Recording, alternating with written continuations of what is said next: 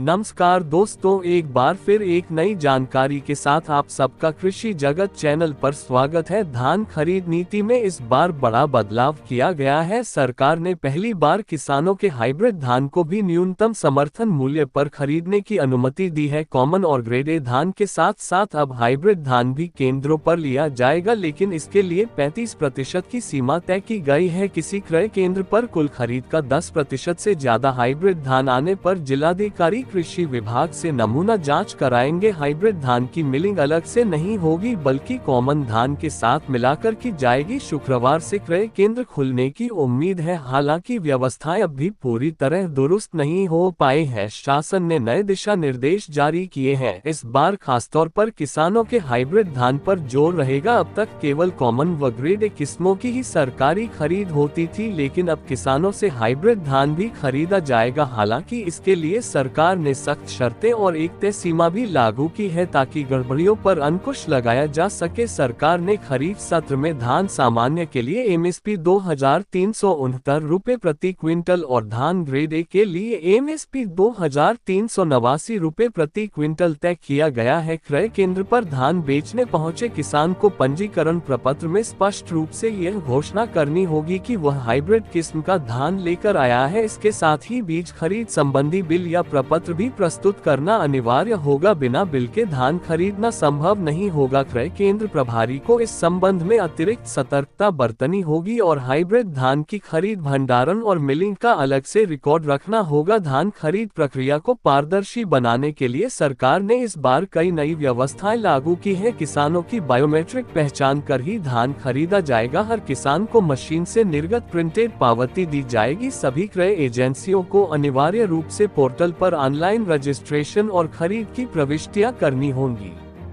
Offline प्रविष्टियां मान्य नहीं होंगी। सुबह 9 से 10 बजे के बीच प्रभारी को बायोमेट्रिक उपस्थिति दर्ज करनी होगी। किसानों द्वारा लाए गए धान की नीलामी दिन में 2 बार खुले में होगी। यदि बोली समर्थन मूल्य से कम रहती है तो क्रय संस्था धान खरीद लेगी। नीलामी की वीडियो रिकॉर्डिंग भी अनिवार्य होगी। किसानों में उत्साह और आशंका भी। गाइडलाइन आने के बाद किसानों में उत्साह भी है और आशंका भी। धान उत्पादक मानते हैं कि हाइब्रिड किस्म से उनकी पैदावार ज्यादा होती है, लेकिन अब तक सरकारी खरीद में यह शामिल न होने से उन्हें मजबूरी में व्यापारियों को औने पौने दाम पर बेचना पड़ता था। सरकार के नए फैसले से उन्हें समर्थन मूल्य मिलने का भरोसा है। हालांकि किसान संगठनों का कहना है कि 35% की सीमा और बिल दिखाने की शर्त छोटे किसानों के लिए चुनौती साबित हो सकती है। मिलते हैं एक नई जानकारी के साथ अगले वीडियो में, तब तक के लिए नमस्कार। जय जवान जय किसान।